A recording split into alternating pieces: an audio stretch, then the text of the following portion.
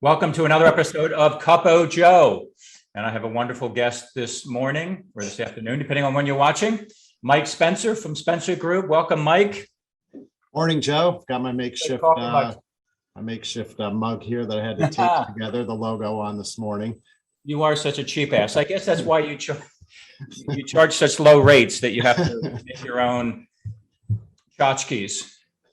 It is. Yeah, it's a reflection of the amount of profit we make. Yeah, the clients are not nonprofits. People think that we are supposed to be nonprofits. Well, Mike is in beautiful Burlington, Vermont. You and I have gone back at least 15 years. Yes, that's thinking you the same guys are thing. experts. You've been doing this a long time. Data analytics, really getting in and helping clients understand where the money is coming from, who's upgrading, who's downgrading, where the opportunities are to grow their fundraising. You guys do amazing work. This is just like we rehearsed. Am I getting this right, Mike? Yeah, so far so good, Joe. Thank you. So thanks for being here, Mike. Lots to talk about. Today, we're going to talk about 5 types of donors or groups of donors that we can call. Watch my Cup of Joe. I love talking about making more phone calls, calling people that are not expecting our call, and being very intentional about that. It is important, of course, to make sure we're calling the right people because we only have so much time. So Mike, in all his years, over 35 years of expertise, is going to share what he believes are the top 5 types of donors that we should be calling. Yeah, and Joe, thanks for the opportunity too. And I think this was, this list, as you and I were talking, was inspired by the fact you're always telling people, pick up the phone and have conversations. And it really goes such a long way. I mean, when we analyze the results of those kind of efforts, they're so worthwhile. And so what we want to do is come up with that list, as you mentioned, of 5 groups of people who you should be, who should be on that call list. And the first one's pretty obvious. It's donors who give a lot. I mean, everybody knows that, and I think that's where, of course, most development offices do a good job with that group, because they're front and center, that, they're easy to be in touch with.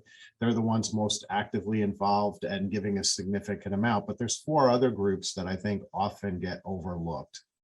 And one of them are loyal donors who do not give a lot of money, at least not at one time. I think one of the things that we forget is that, we measure a value of a donor oftentimes based on, okay, what, they gave $10,000, they're a $10,000 donor. Well, what about somebody who's given $10,000 or $20,000 over the course of their lifetime, but they've never broken that, say, $1,000 threshold with any gift? And so that's such an important one. You said, pick up the phone and just ask them, why is your organization so worthy of their support? And the other motivation too is with proper stewardship, these are among your best prospects for plan giving, for plan gifts. So that's a big one. Another one are lapsed high dollar donors. A lot of times, if a donor hasn't given in recent years, we can easily forget about them. They fall by the wayside. I'm one of those people that, I can give a lot to an organization, and next thing I know, something else comes up and that organization hasn't kept in good contact with me. But I've heard stories of so many donors, organizations that have picked up their phone and they've called their lapsed donors and just said, hey, we really miss you. We're wondering if, we would love to have you re-engage with us. Here are some things that are going on. And have just have seen amazing success reaching out to these donors. How far back would you go, Mike? I've seen organizations go back 4 or 5, even 6 years. I think what you do is kind of prioritize, say, okay, who's been overlooked? Start with the most recent, and then go back as far as you see the results. That continues to make it worthwhile. I'll call, I do contract work where I'm picking up the phone on behalf of clients. And when I go in the database, there are, like you said, always lots of lapsed higher and major level donors. Now I'll look in the notes, and it provided nothing like really crazy happened. They were really upset with the organization or something. It's provided that didn't happen. Even if the note says this is the reason why they don't give anymore, I'll just play the new guy and call up. People change, life circumstances change. we might be upset with an organization, and then a year from then or 6 months from then, it's like, you know what, that's whatever. It's water under the bridge. So just kind of play that I'm the new guy here, and I'm looking, my gosh, you and your significant other were giving forever and so generously. And I don't know that anybody's picked up the phone in a while just to say thank you. Right. And then start that whole why. And did we do something to alienate you? Yeah, who knows? Maybe sometimes maybe you'll get the answers like, "Oh, at least you're not the other guy. I'll talk to you." But that's a good segue into the next group on the list, and those are high dollar donors that have downgraded. I think it's important because we see a lot of fluctuation from year to year of how much donors will give in any one year. And we want to make sure that if a donor downgrades, it gets noticed, even just to reach out and say, hey, by the way, we noticed, you gave less this year. Is everything okay?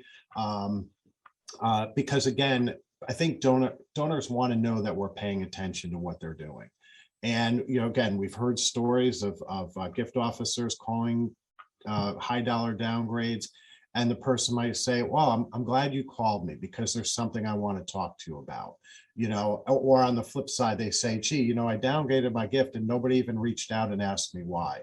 So again, I think sometimes it can be a symbol, a signal that maybe something's up and the donor wants you to notice and talk to you about something. And then the final group would be new donors, and I'm kind of lumping them together, new donors and donors who have upgraded. In other words, donors who have taken action for the first time. Welcome new donors aboard. It can even just be a voicemail just saying, hey, thank you so much for joining us in our mission. And also donors who have upgraded. Once a donor upgrades, again, we might treat them like in the level that they've upgraded to, but we don't always acknowledge the fact that, hey, they took a big step up. And that will help, again, solidify their, the good feeling that they get by giving more than they had previously. Beautiful. Mike, this is great stuff. You have always like to do a quick plug. You have a service called Donor GPS. Great name. Want to give a quick plug on that? Why Yeah, that's sure. existent?